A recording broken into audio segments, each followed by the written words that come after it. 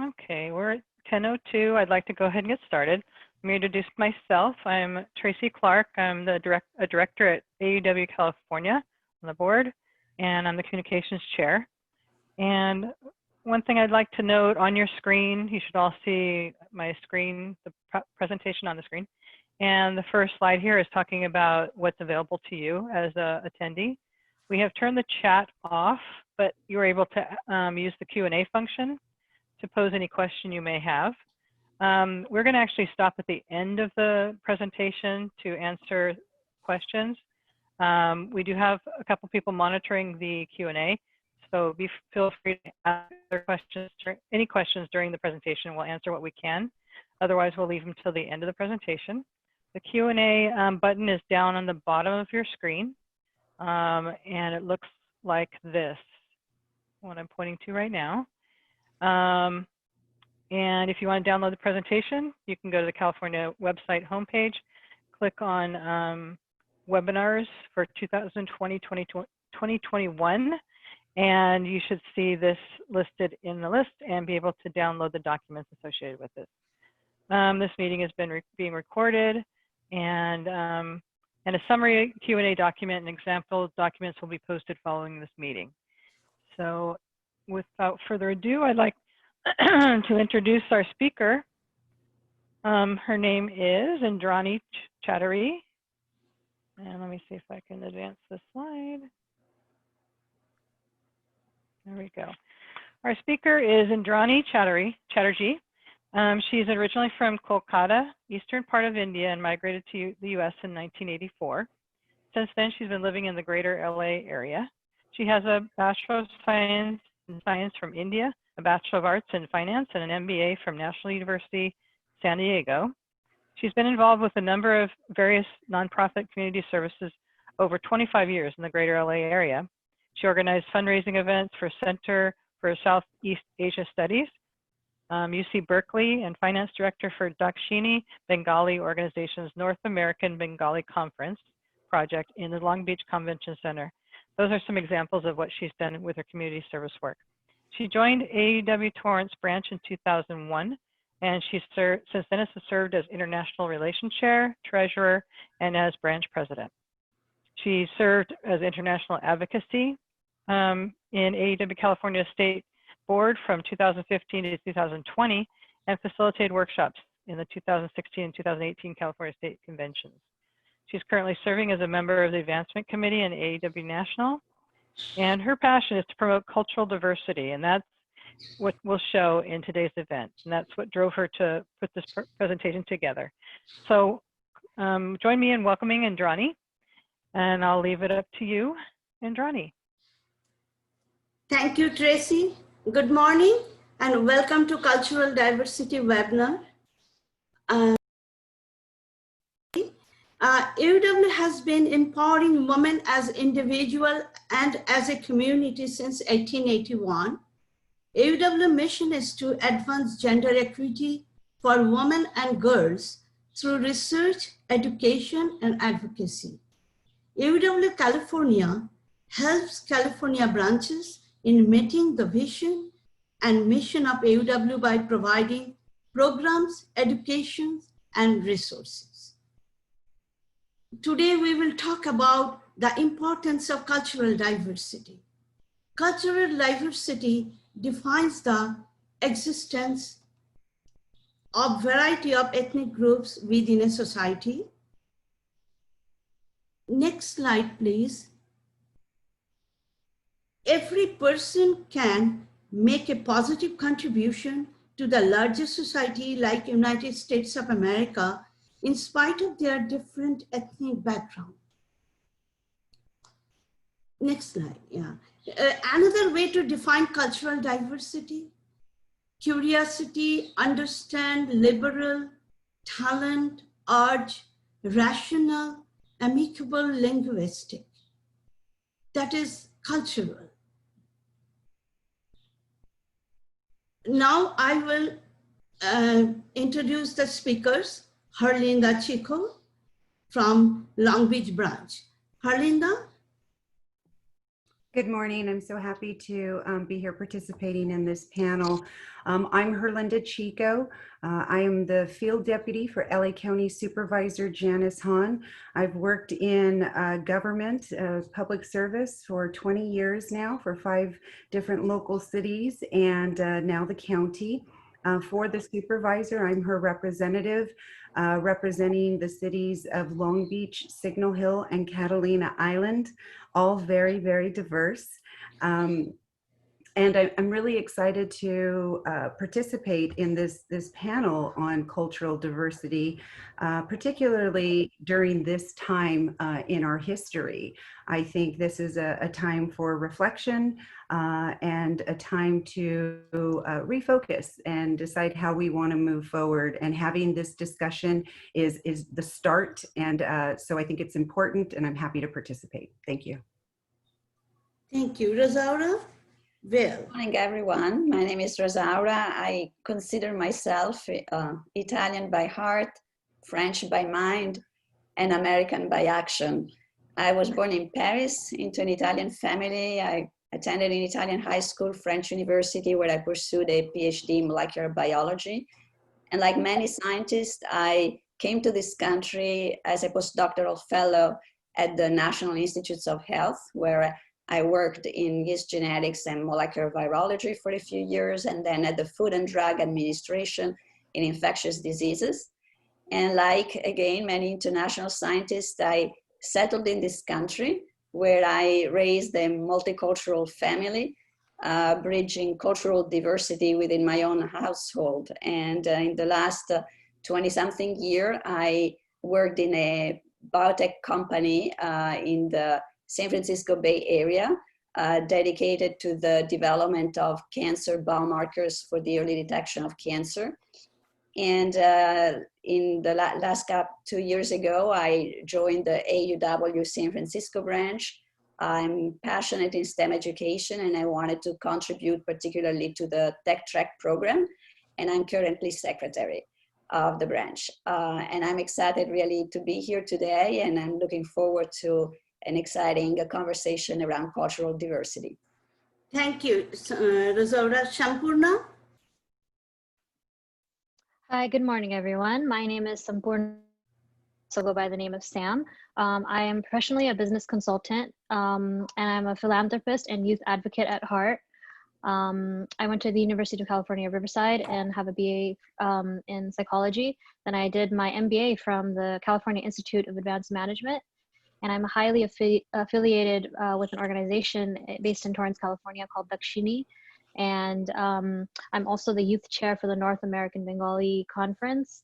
And I am motivated because I want to add whatever value that I can to the world, and of course today. And I also want I want to become a better version of me by gaining any skills from today. Thank you.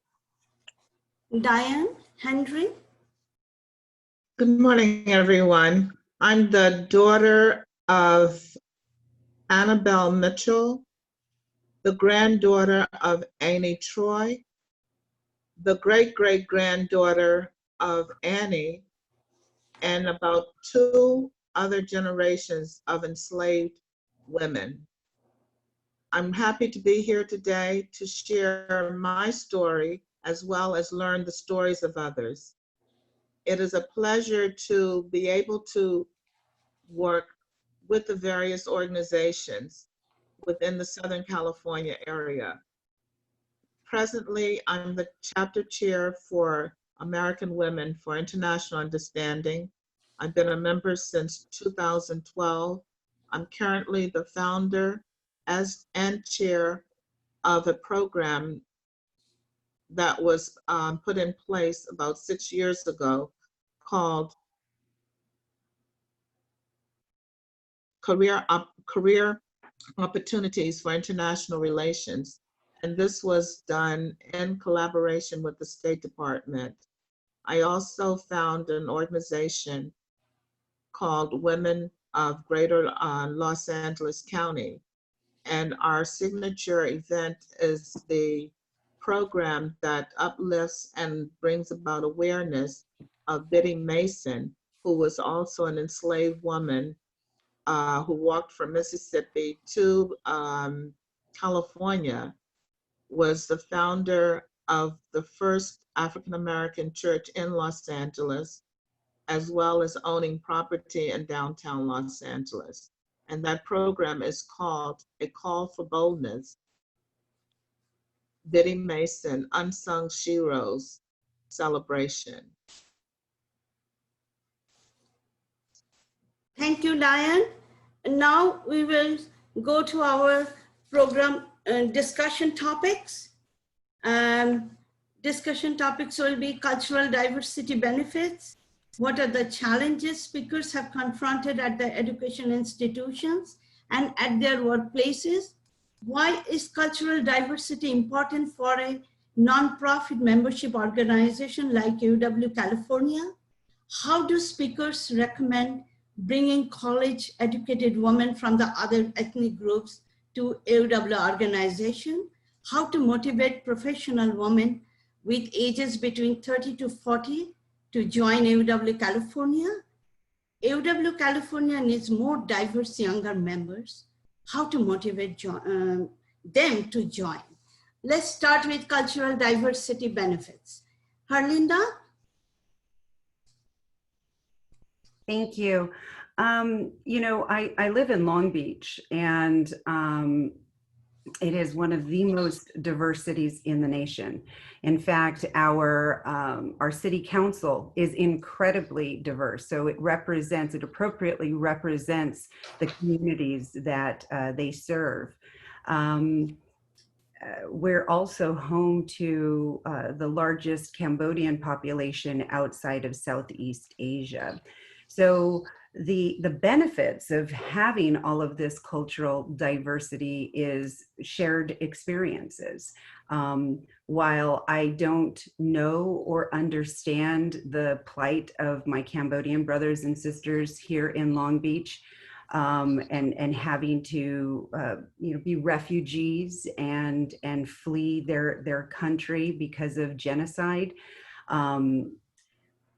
relocating into another country where it is not your native language, where you are in typically areas that are impoverished, that you start to go through the cycles of struggle. And so it's very similar and parallels the Latino experience. And so what we have seen is that the Latinos community and the Cambodian community here in Long Beach have become very supportive of one another and have collaborated. And that's because of those shared experiences.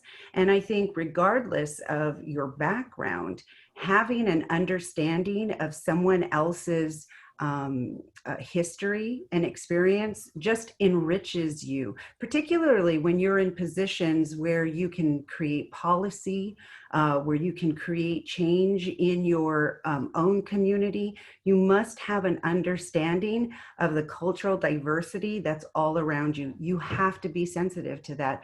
Otherwise, there will be communities that are inadvertently affected. So that's one of the reasons why, from my perspective and in the work that I do, cultural diversity has been a benefit, and that I think it's essential when we're bringing our communities together and working to better them. Thank you, Harlinda. Rosaura?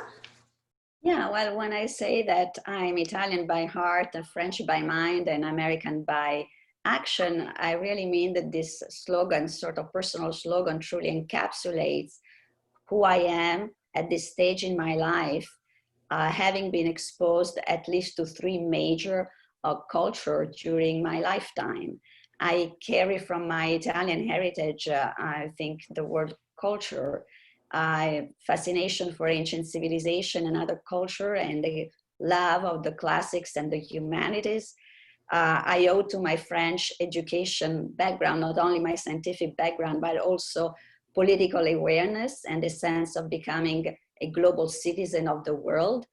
And I have learned in this country a lot of personal and professional development skills that weren't part of my education and that I have now integrated in my life.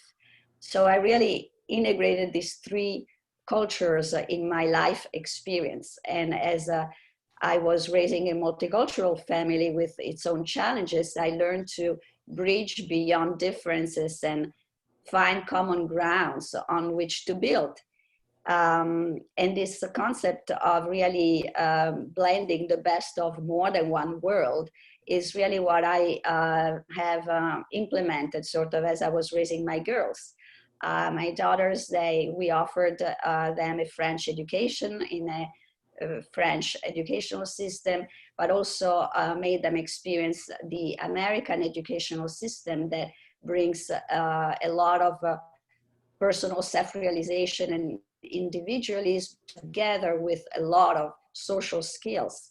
And to keep up with their French, they have their iPhone has French notification, and the Google Maps speaks French, and they listen to French podcasts to have a different perspective on the US domestic issues.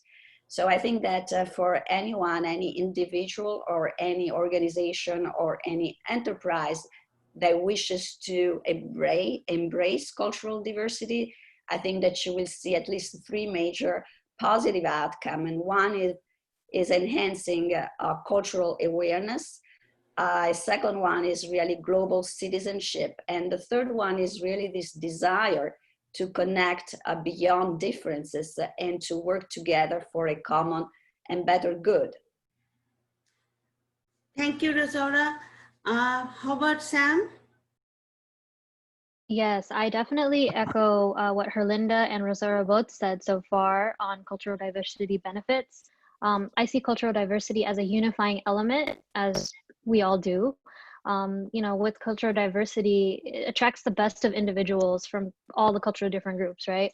I come from a conservative Indian American family, and I'm so proud to say that I get the best of both worlds.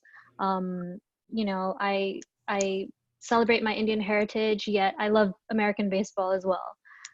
In simpler words, together our differences make up something beautiful as a whole. And growing up in Southern California, there's so many different things that we can do, activities, recreational activities that are, you know, have embraced my whole life, that is from different cultures. And you know, it's like the best time to be alive, you know. Thank you. Diane, please. Yes, in terms of the benefits, I think, first of all, we're living in an environment whereby we have an enrichment of the different cultures that are represented around the world. And it allows us to know that California, the United States, is only a part of the world, and we actually have the world at our fingertips, as well as being able to interact with others. At this particular time, I believe having the benefits to understand other people from different cultures makes a difference. Understanding even our own culture as a Black woman living in America, I am beginning to learn more about my roots from Africa, and being able to integrate that knowledge along with my upbringing in America. The way that I have raised my daughter, who is now living in Washington, D.C., once again, allowing her to be able to see for herself what life is all about, and having that type of exposure. DC is one of the biggest hubs of the world where you have the various cultural experiences. So to go beyond the foods of the culture, the language of the different cultures, but that we have a lot in common. No matter where we were born, no matter what we speak, no matter what we eat, we can still work together and collaborate. That's the benefits that I see. Thank you, Diane. Now we will go to the second question. What are the challenges speakers have confronted at the education institutions and at their workplaces? Herlinda, you. Yeah. So I can, I think of two very specific that actually had a huge impact on me.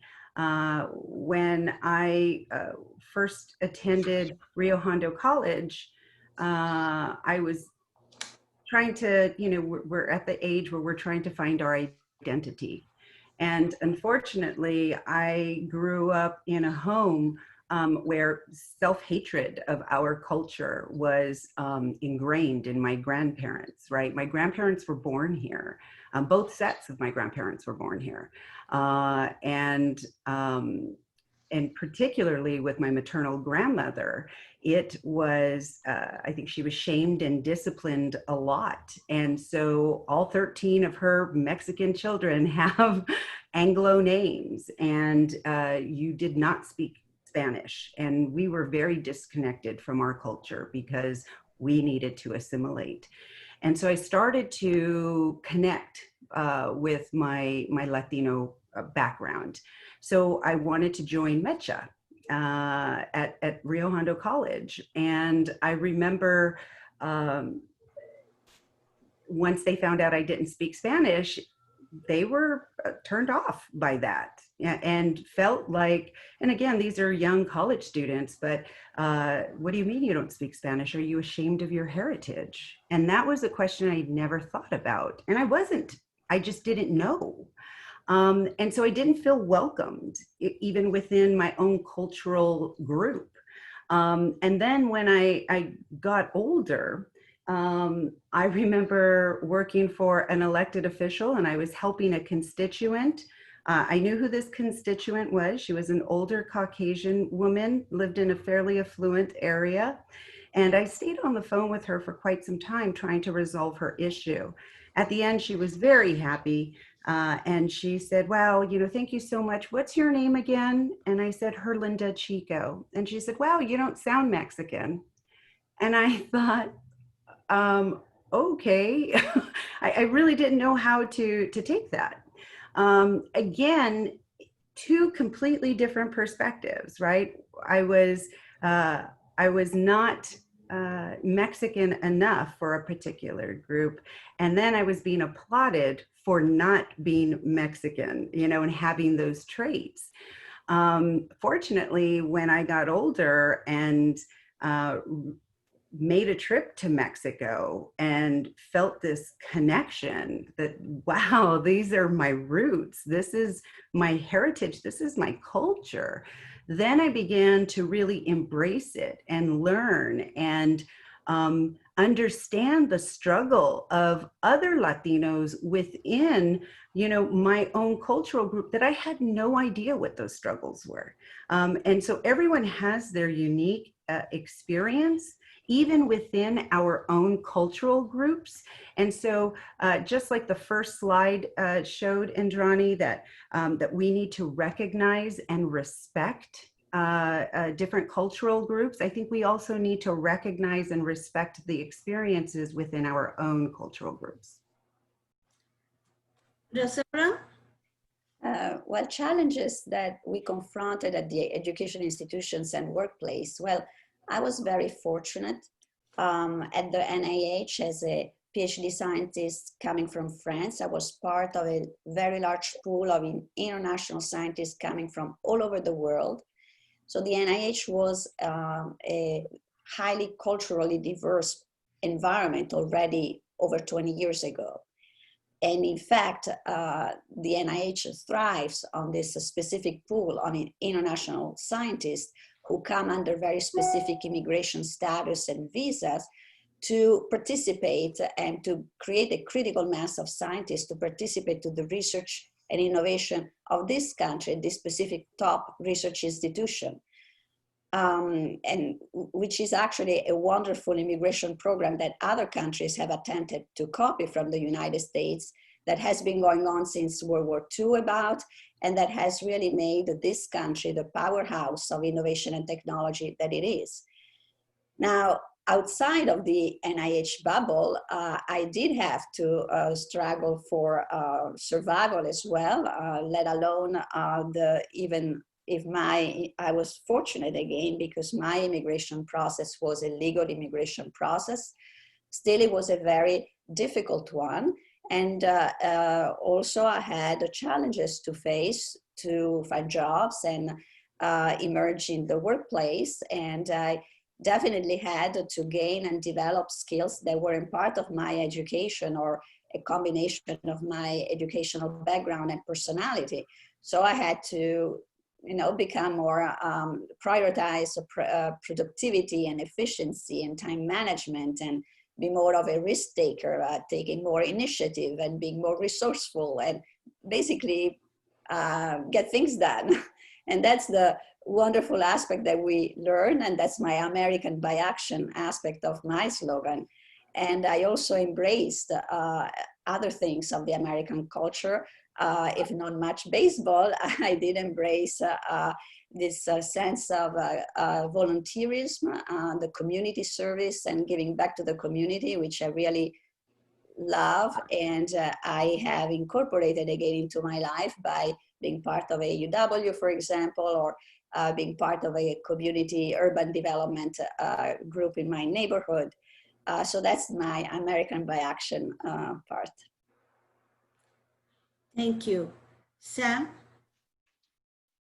Well, the main challenge I faced was early in school, like I'm talking first grade, people couldn't pronounce my name. So then I became Sam. So if you guys don't know already, my full name is Sampurna.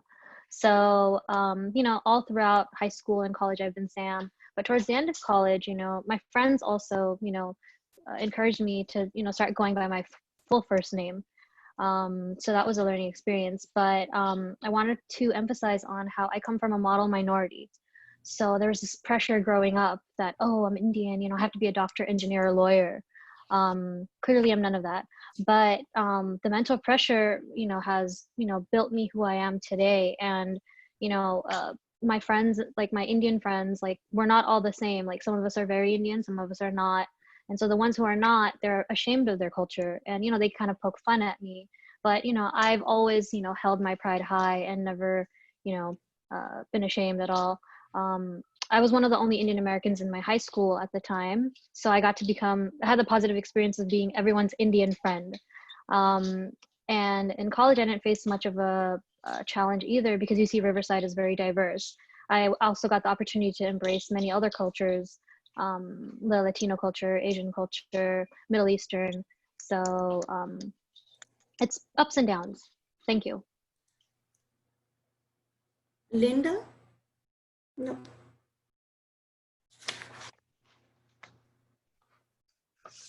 No. Diane?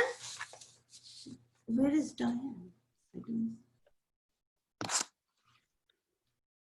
Hi, Diane Henry? I don't see. Looks like she dropped. I think she's coming back on now. If you want to move forward. Can you hear me now? Diane, we cannot hear you. Then we will go to the next question. We will go to the next question. Why is cultural diversity important for a non-profit membership organization like AUW California?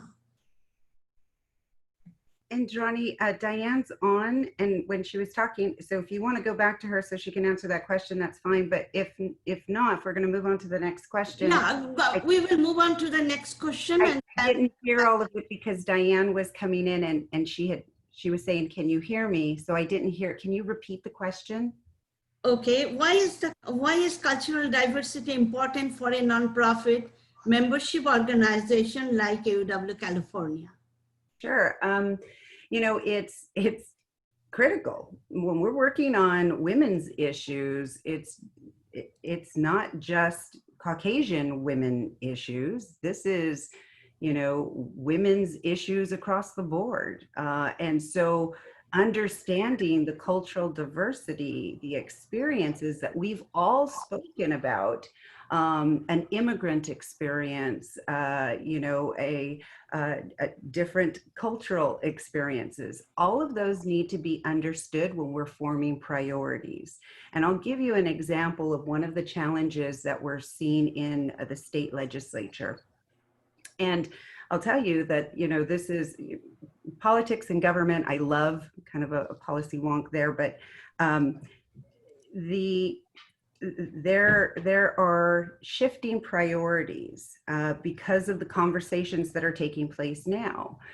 Traditionally, some of the female leadership was not very diverse, and the priority has always been pay equity and women's reproductive rights. And that has to be in the forefront. And we have to continue to push for that. But we now have representatives that are more diverse in the state legislature that are saying those aren't the only issues impacting women. And we have to take a more serious look, a more in-depth look at women of color and the experiences that they have.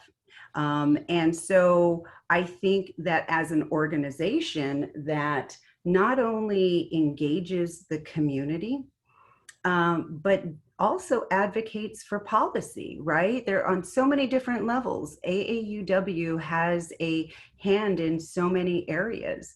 Well, we need to look at ourselves to make sure that we are culturally competent and that we have representation at all levels, not just you know, on the board or a board. We're looking at, and this is in business as well, management, administration, you know, the executive offices. So when we go up the ladder and we look at the leadership of organizations, community, business, otherwise, government, we need to ensure that we have an accurate reflection of the people that we're serving. Okay, we will go back to Diane for the previous question and then come back to Razaura.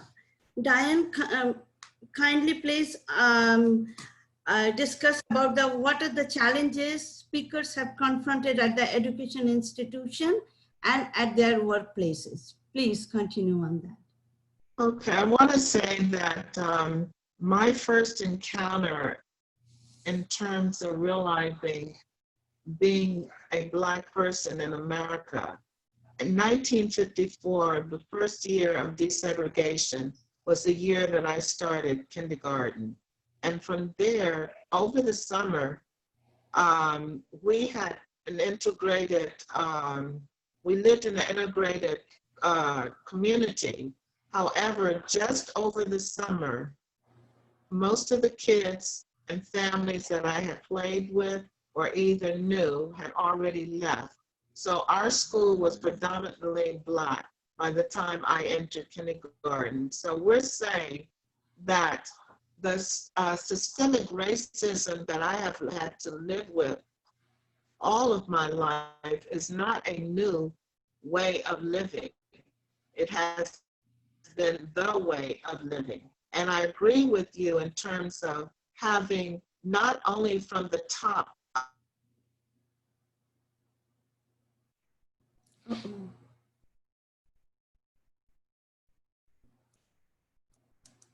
We have a connection issue with Diane.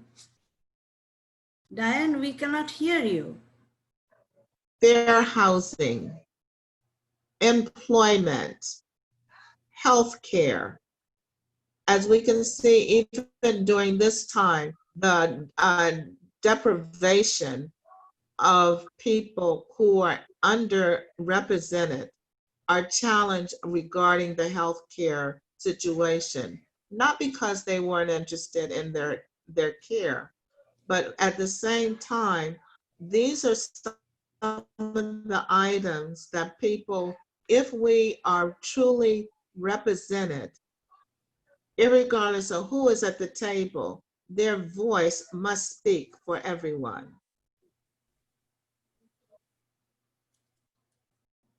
Thank you, Diane.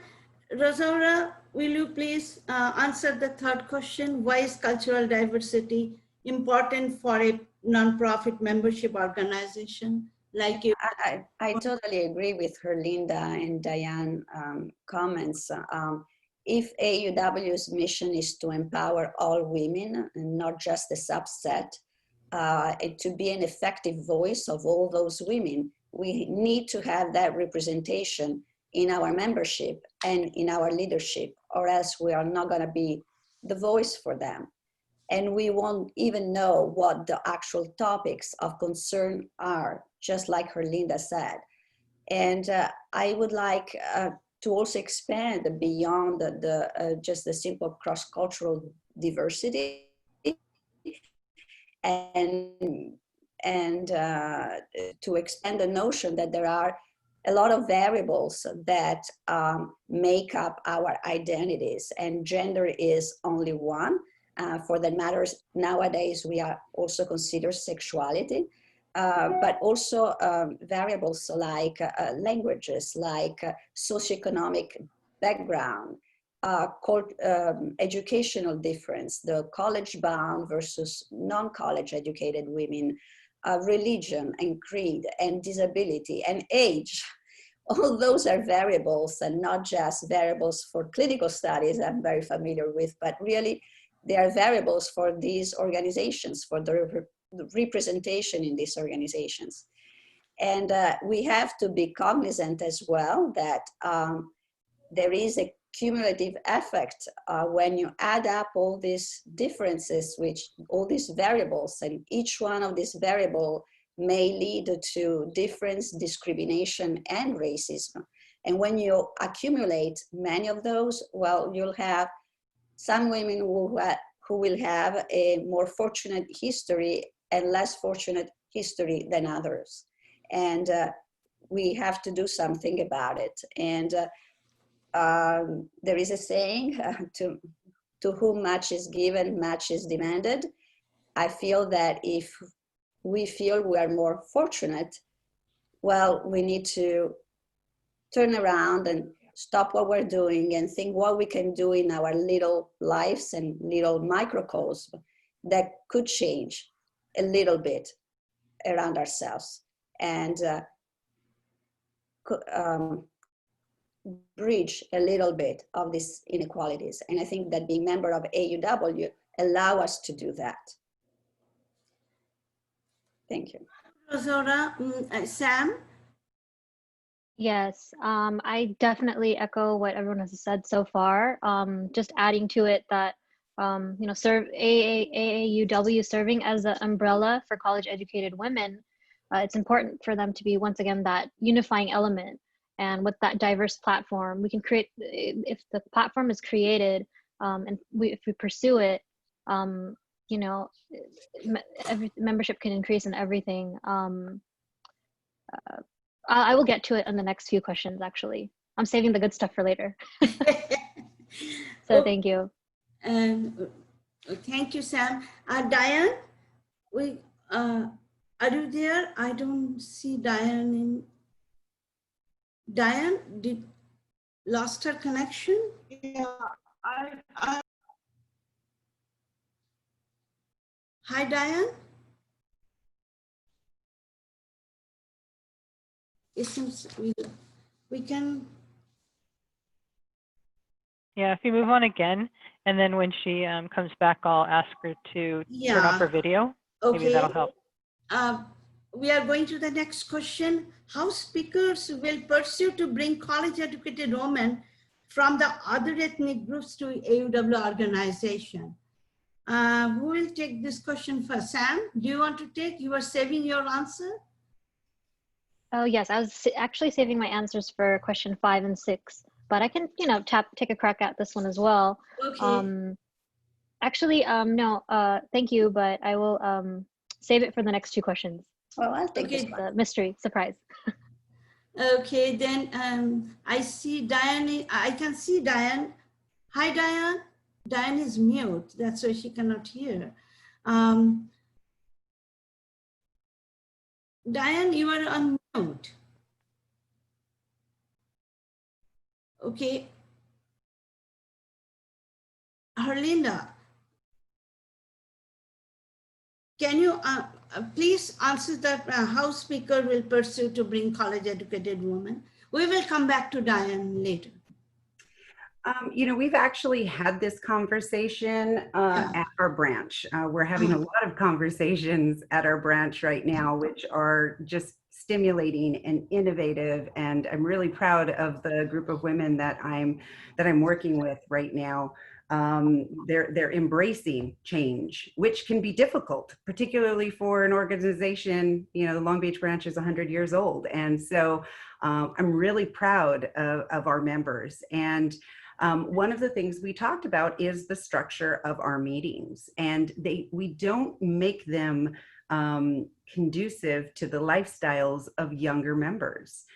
When we have 3 and 4 hour meetings and lunch that you have to buy, could be cost prohibitive for younger women who are on a budget, still paying off student loans, and who may have children and activities to engage in on a Saturday.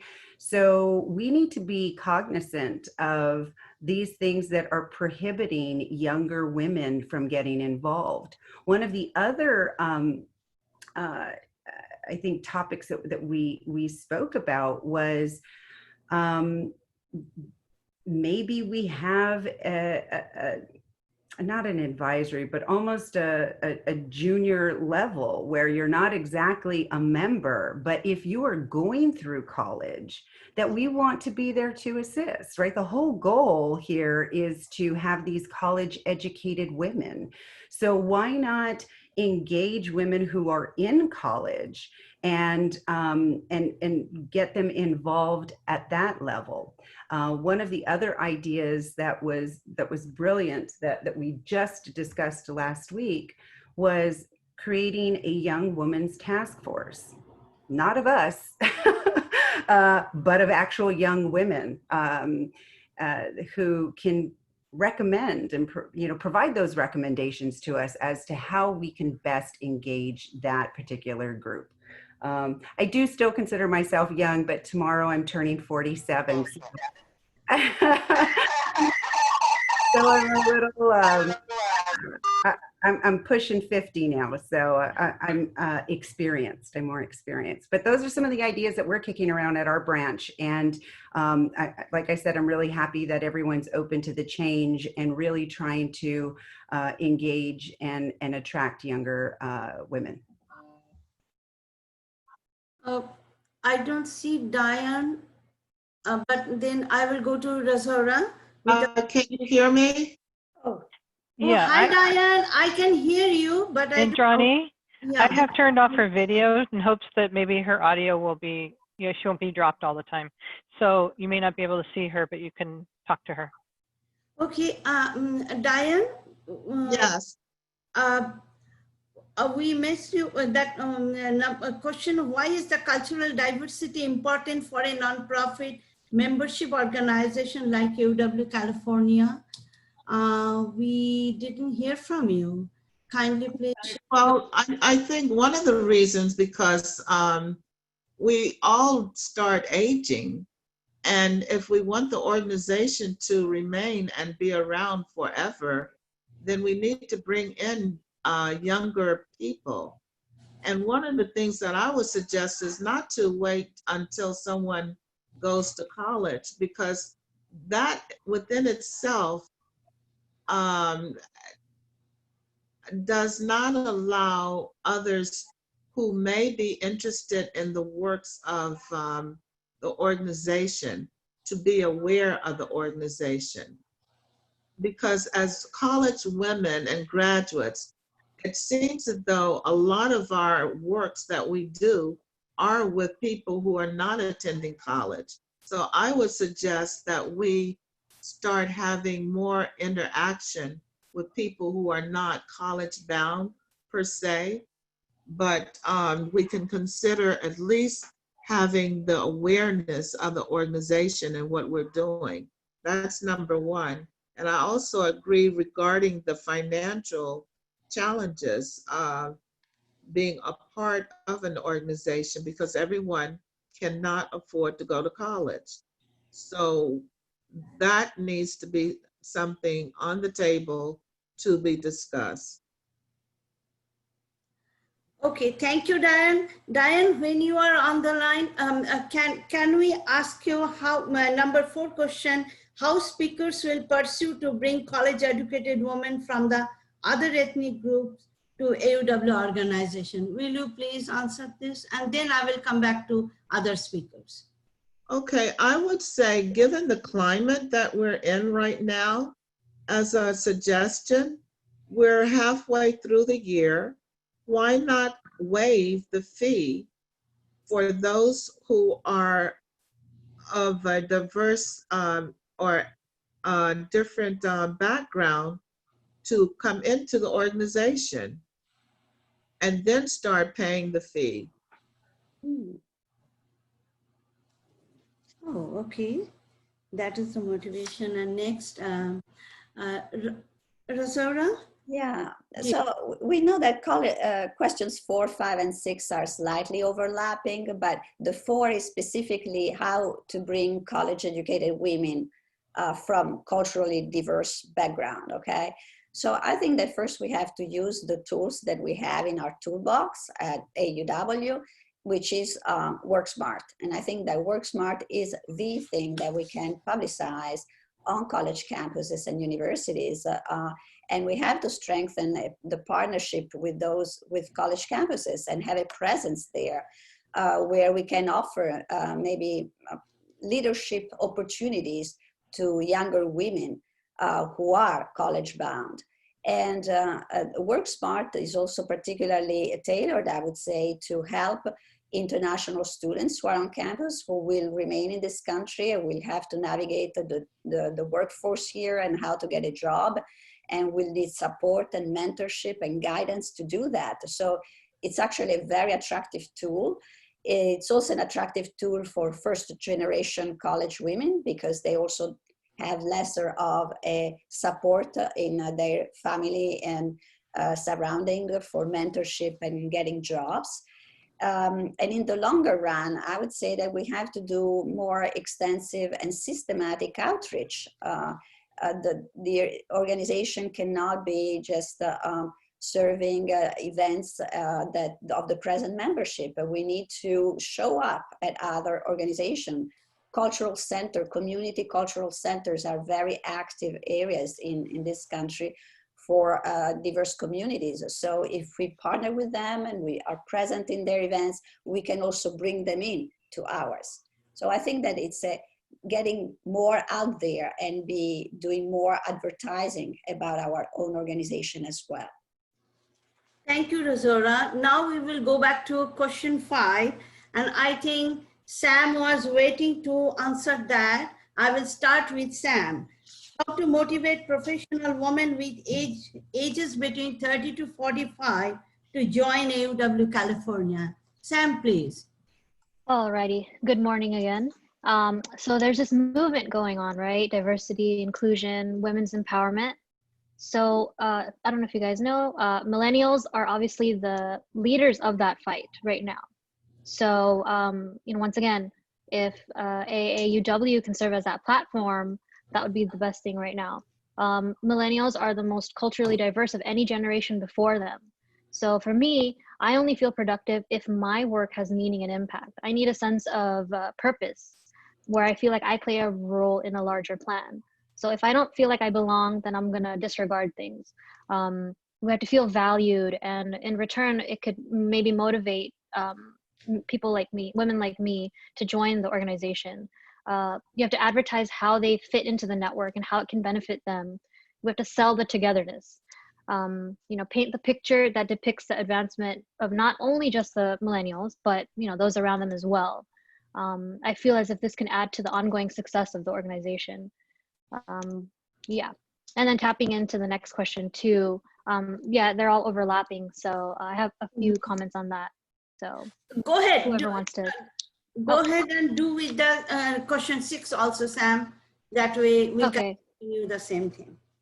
Right. So Okay. that sixth question is, AAUW California needs more diverse younger members. How to motivate them to join? So maybe highlighting members' perks. So AAUW should highlight how millennials or younger diverse women can benefit. That should be more prominent in the membership details and such. These two groups of diverse young women and also just millennials could definitely benefit from polishing up their skills, having the opportunity to organize events and activities so they remain engaged. Perhaps that could increase membership. Having more diverse events, like, I don't know, International Women's Day with it could be like a big festival with different booths from different countries, and the young people can actually lead that. And if they have the responsibility, they're more likely to feel valued and want to stick to the organization. Also, there's something else that I wanted to tap into. I think Diane mentioned it earlier. Why not tap into high school kids, younger kids, instead of just trying to get them from the universities?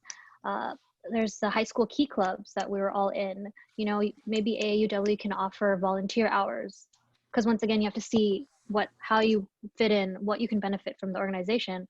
So they can volunteer at AAUW events. If there are more events, Lord knows when we will be able to go out. But they'll be gaining volunteer hours, and then you keep the students engaged and keep in touch, maintain that relationship. So eventually when they graduate and enter the professional field, they'll also be part of the AAUW organization. And then also even younger kids, like I'm talking elementary school students, there can be branch fundraisers, like a district talent show, uniting everybody, and the kids can perform their diverse, performances and such. There's plenty more where that came from, but I'll let others speak. Thank you. Now, Harlinda?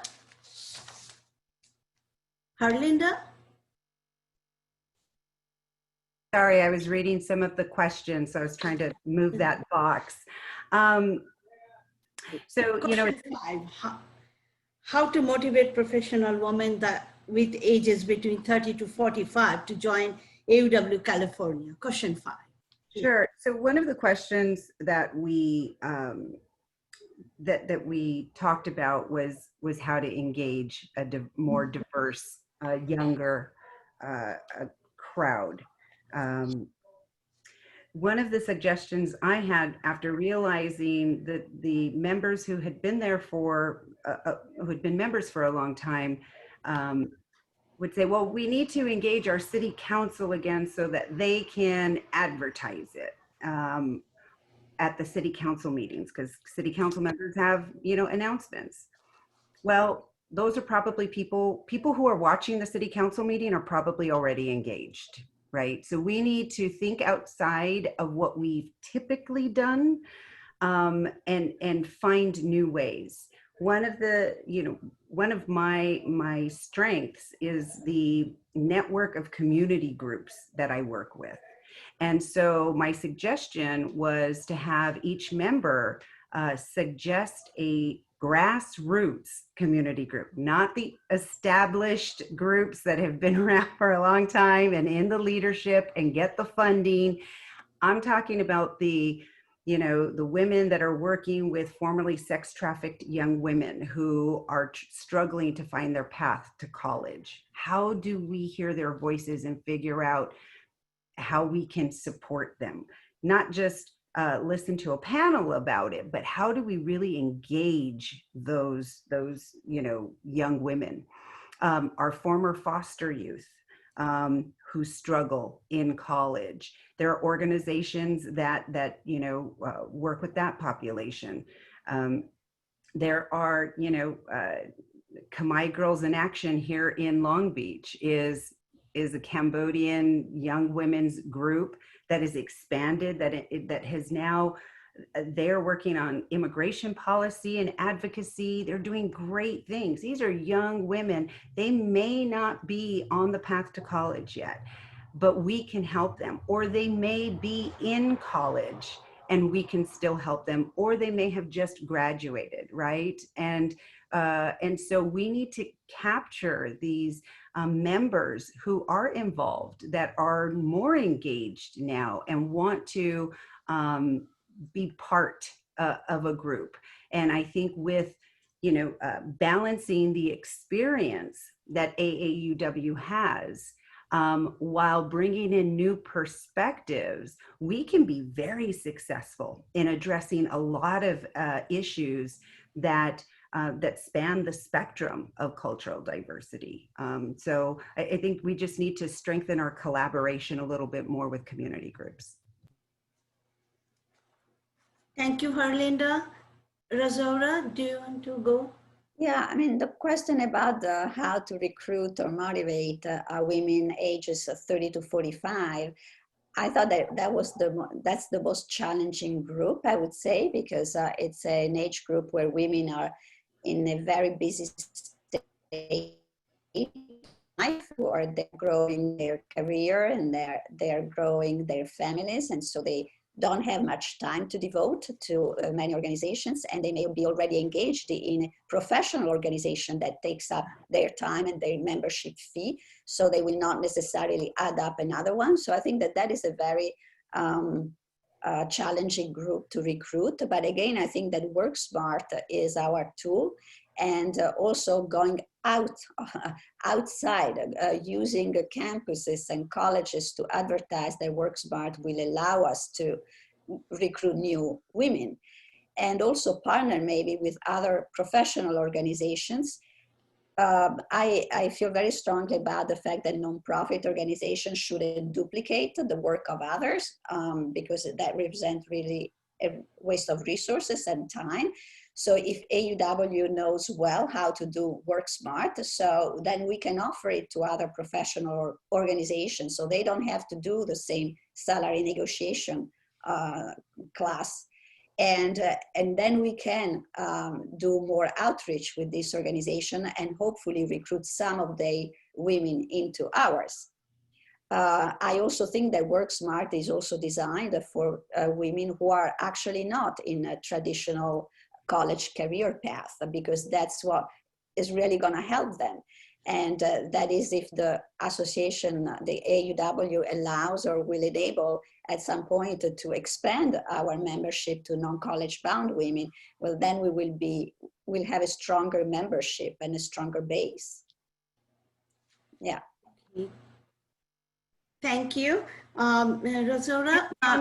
Indrani, can I just say yes, definitely. I think that Rosaura's right, that, partnering with professional organizations is a great option.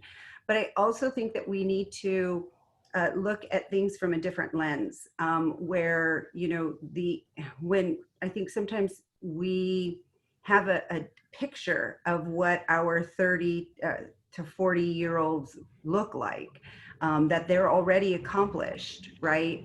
That they already have their degree. And we have a lot of women who, particularly women of color, who may be formerly incarcerated, who are now entering our college system, who had a family and are now very young and are now entering the college system. And so, I think, in addition to those professional organizations of established women who've already gone through this, we need to also know that women who are 30 to 40-year-olds may be college students as well, and that may really need the assistance of AAUW and that support. So, broadening our lens a little bit of what that person looks like, I think is something that will be helpful to us as well when we're trying to evaluate how to best recruit. Thank you, Herlinda. And now we will go to Diane. Yes, Herlinda, I totally agree with you. I would say when we talk about grassroots, we tend to have a certain perspective or picture, but we're talking about people who are there representing the things that we are trying to be about on a social and economic level. When you talk about women who have previously been incarcerated, a lot of them have actually gotten their college degrees while incarcerated. They're very articulate. They're very sincere about doing the work. And we need to go out of our box into another area and roll our sleeves up and look at the different avenues that we can collaborate with. Not only the nonprofits, but as you mentioned before, there are people who are doing the food banks. There are people who are dealing with the trafficking. A lot of the people we need to shoulder with community people. Thank you, Diane. Rosaura, do you want to answer AUW number 6 question? AUW California needs more diverse young members.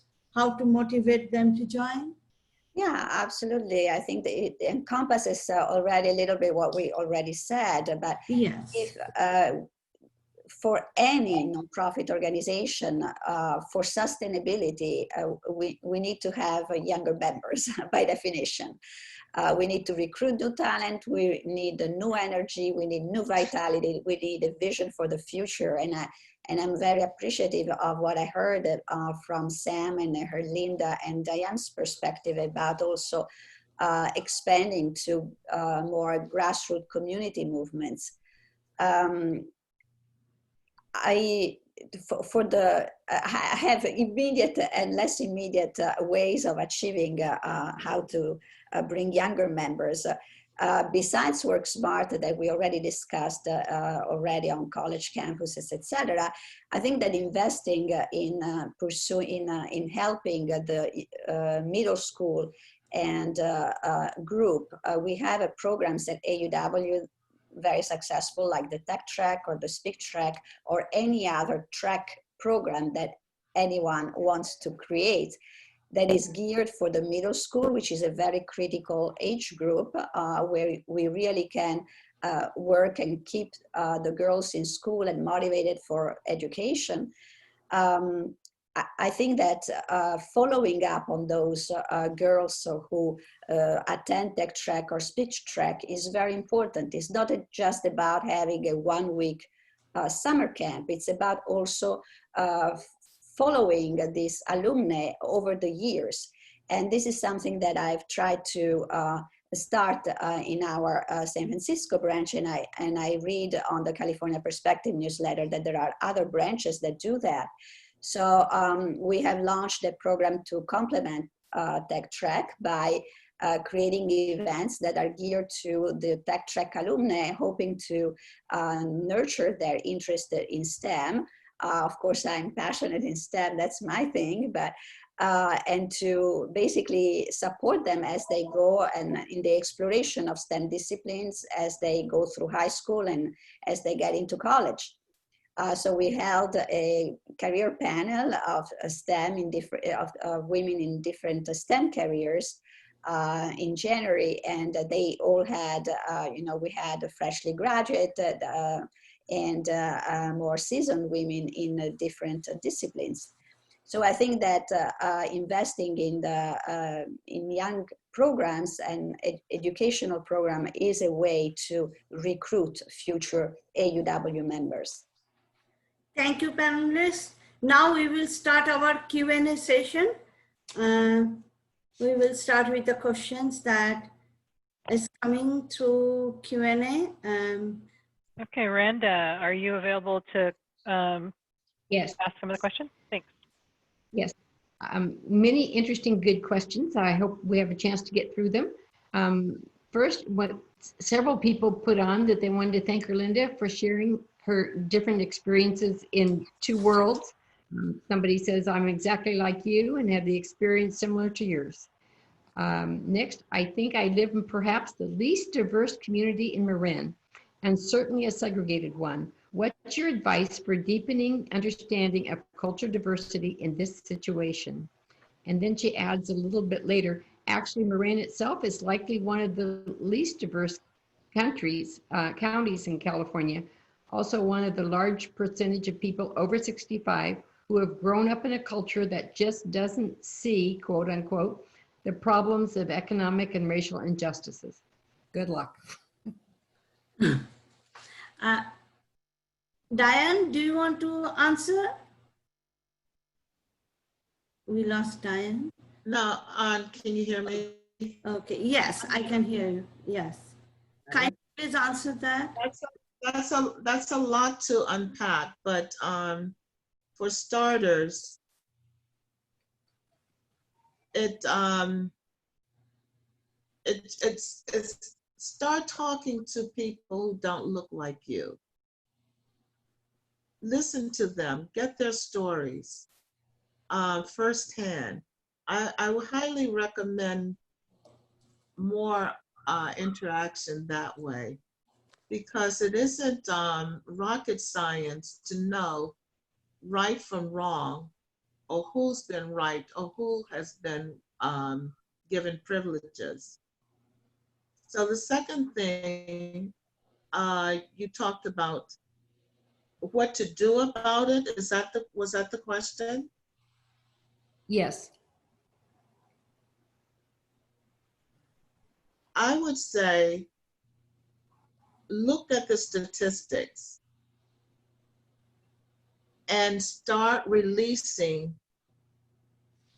and looking at the value of housing, education, and healthcare. Look at how that can be done in a systematic way of releasing funding. It all goes back to funding. Until there's an attitude of letting go of some of those privileges and sharing, then we need to be on a different page altogether. Okay, well, thank you. And we'll get on to some more questions, because that, like you said, is a lot to unpack. Do you feel that your scientific voice was limited being a woman in NIH setting, even though it was multicultural? How accepting were others to your scientific contributions? Rosaura, For me, well, like I said, I was fortunate as I didn't have my own lab. I was a postdoctoral fellow in a NIH investigators lab. So in a way, our contribution was protected in a way. I mean, I didn't have to face difficulties that the ones that is suggested. But I understand that there are some struggle, and yes, international scientists, when they settle in this country and they have to find a job and they are looking for assistant professorship positions, they may not be remaining in Washington, D.C. They may have to accept a position of teaching position or less funded position in other states nationwide. So yes, there are some sacrifices to do. That is true. That's well said. Okay, thank you. Empowering all women requires hearing their voices. This presentation shows how technology and its related challenges play a role in getting heard.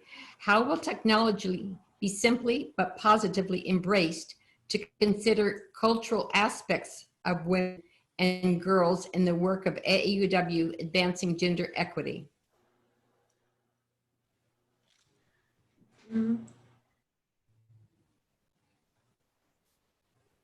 Can we answer this question later? Of course. Okay. And in fact, these questions will be presented to the panelists and come up with answers that will eventually be put on the website. So you can check back and see if your Yes. questions have been answered. Thank you. Somebody wrote in response to changing your weekends and so forth. That particular branch changed their large events to weeknights instead of weekends. or weekend days, and it increased participation, so that's a good idea.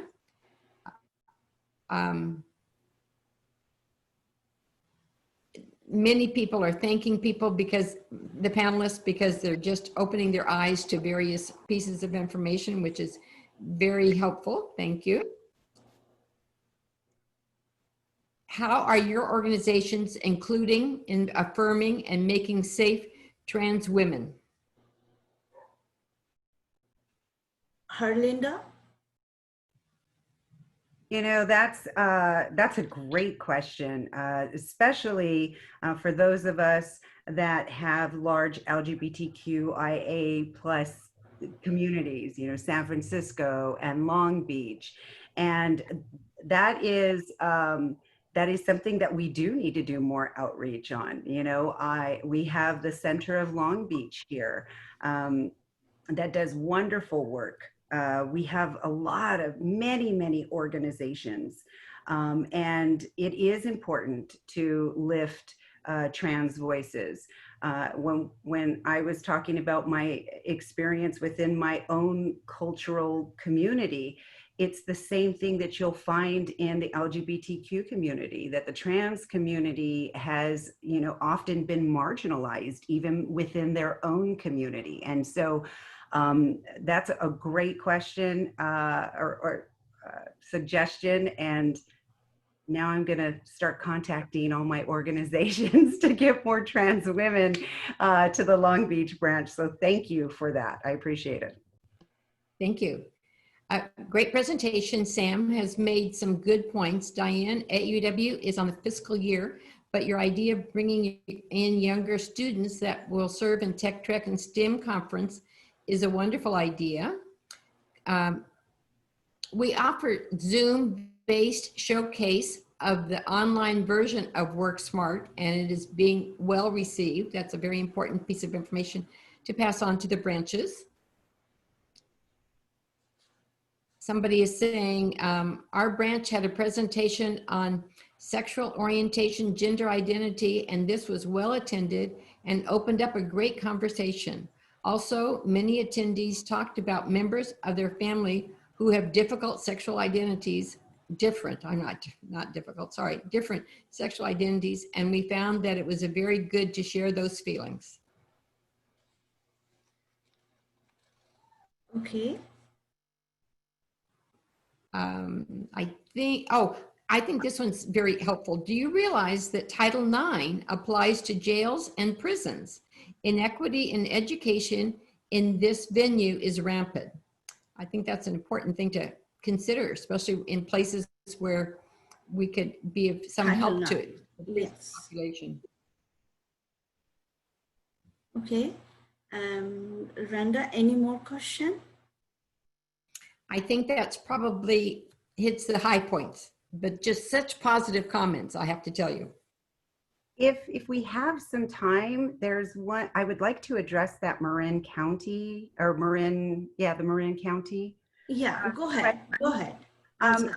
I think that it's important that we as individuals who live in areas that aren't culturally diverse make that effort, like Diane said, to share experiences with people who don't look like you. And that's not just, you know, I have a Black friend, I have a Latinx friend. That is sharing experiences, right? Going to dinner, spending time, quality time, forming an understanding. There's also a lot of resources to bring back to your community. But I think that the one thing that strikes me the most is to ask, because we'll go back to acknowledging, recognizing,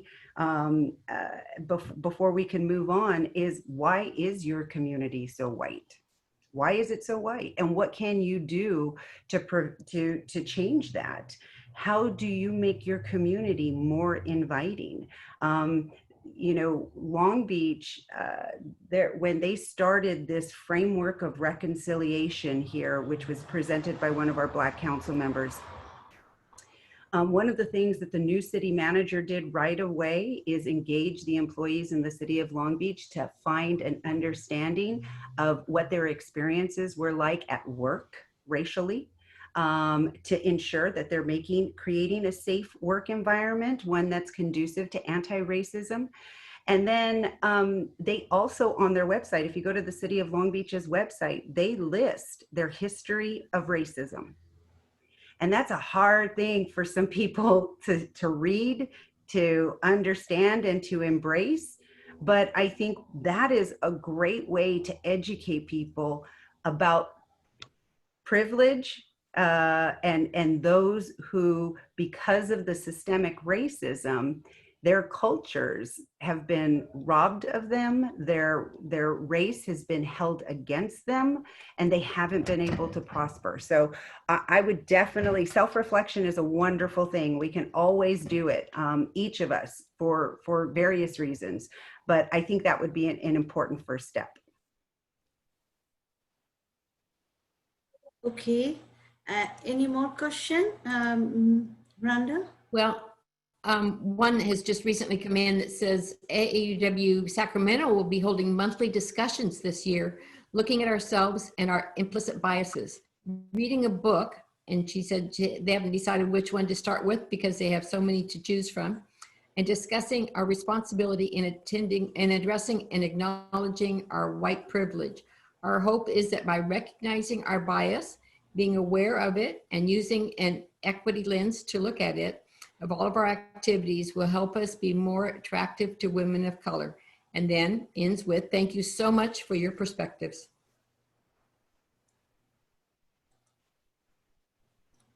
Who wants to answer this?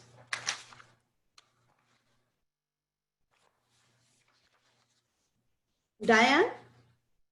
Yeah, I think it's great for people to read books, have meetings, conversations, but the main reason I believe that we have had to experience systemic racism because it is the tool and the mechanism to oversee the wealth and to maintain the wealth in the hands of a particular group.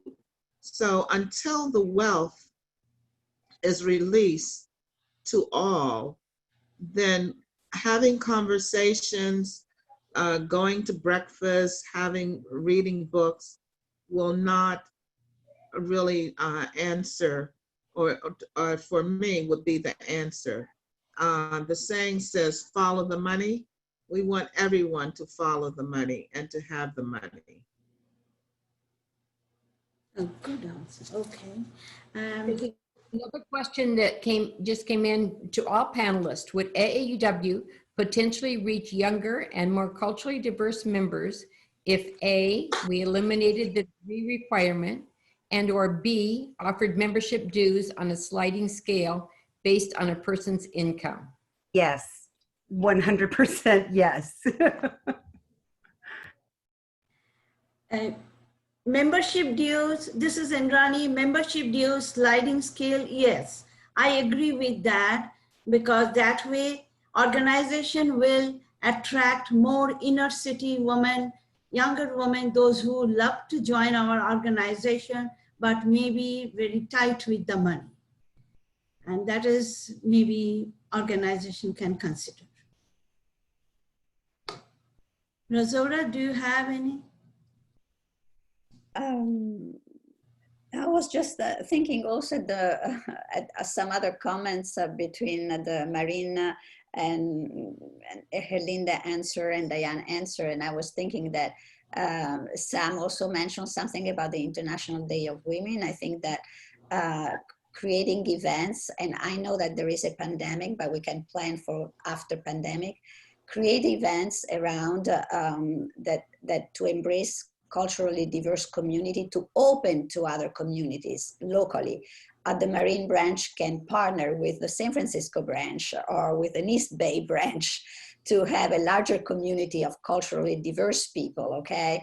And celebrations like the International Day of Women or Halloween, which is a lovely celebration that can be combined with El Dia de los Muertos and bring together on the same celebration, different version of the same festivity and sharing food.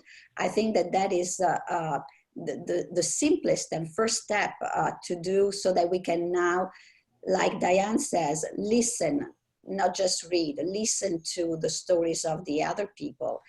And for me, as an Italian, food is very important to me. And as a French, it's very important to me. And as a working mom and raising a multicultural family, was like Sam said, food is unity. Okay, it's on the one hand, it's the epitome of cultural diversity, and on the other, it's also such a fundamental need of human needs that it's also the most universal common denominator. And so gathering around food is the first step, I think, to engage and talk with other beyond differences. Good idea. Okay, thank you, panelists. Now we will go to our closing statement. I will start with Harlinda, start with you. Share your closing statement about cultural diversity, please. And then we will go to the other speakers. So again, I'm so excited and so honored to be to participate in this, to have the support of my branch. I've only been a member for a couple of years and am now, program VP, and have been entrusted by our branch to bring in programming, different types of programming. And that's a tough thing sometimes, right? To instill that change. But I'm proud of our branch and the way that we're having these conversations and that willingness to change, because it is so important for us to be culturally diverse. And to branch out and expand the people that we're doing our outreach to get different perspectives, because at the end of the day, we're all living together. We will live together better when we understand one another and there isn't that fear of the unknown. And so I hope other branches, I think Rosada's point about Marin combining with San Francisco or other Bay Areas, that's brilliant. That's brilliant. That's exactly what needs to happen. Like, we need to integrate a little bit more. We need to make an effort. I know transportation isn't a difficult thing for, some of the members, or I would assume that, transportation isn't a huge issue for some of the members at Marin. So I hope that actually happens so that Marin does get the benefit of experiencing that cultural diversity. So again, I'm just very proud to be able to share my story and my perspective. I think this is a great beginning to our conversations about how we change, how we move forward, how we embrace a more diverse membership. So thank you all so much. I really appreciate it. Thank you, Harlinda. Now I will go to Sam. Sam, Yes. closing statement, please. Yeah, once again, I'm also very honored to be here today. I hope I was able to add any bit of value. I learned a lot today as well. I'm excited for the organization. I'm excited to hopefully join soon. And then once the pandemic's over, I can't wait to get my hands dirty and, make changes and, hopefully bring some light anywhere I can. I really do think cultural diversity and bringing in more young people would just echo the ongoing success of the organization. So cheers to that. Thank you, Sam. Thank you. Diane? Yes, I want to say thank you so much for the opportunity to be able to share with the other sisters and having their thoughts, perspectives, and ideas. I believe that with the combination of what we have expressed today, that we go back to our homes and give it some real thought. I look forward to joining everyone on the panel, and certainly welcoming for those who are on Zoom with us, as well as other members. Welcome to my world. I'm happy to share, but as I said before, it's nothing like following the economical piece of the socialism that we're dealing with. So when we let go of the white picket fences and take down the fences, I believe that we would have more diversity understanding. Thank you, Diane. Rosaura? Well, I learned a lot myself today, listening to my other fellow panelists. And I hope that the suggestions and the perspectives that we provided will help our audience to open their branches more and to be more inclusive, and even in the pandemic, to plan for a great deal of a new activity, engaging more with outside communities and organizations. Thank you, Indrani, for this vision of organizing this panel. It's clearly very timely, and we thank you for also Tracy and AUW for hosting and the Q&A support. And thank you all. Thank you, panelists. This is from me. I'm a strong believer in cultural diversity, which reinforces the organization like AUW's mission and value. I have some recommendation for the branch leaders, state leaders. Attend local Chamber of Commerce annual event. I personally attended and I saw the international cultural people over there. Means diverse community attended that event. Partner with the ethnic organization from your own community. Every community, I'm sure in California, has some ethnic community, ethnic groups. We need to partner. We need to open our door to them and welcome warmly, and develop a program to celebrate International Women's Day. I know March is a Women History Month. 98% of branches, they are celebrating International Women's History Month. But I haven't seen that many International Women's Day celebration. Being in California State Program Committee, I had the privilege to see the newsletter from the other branches, but I didn't see that.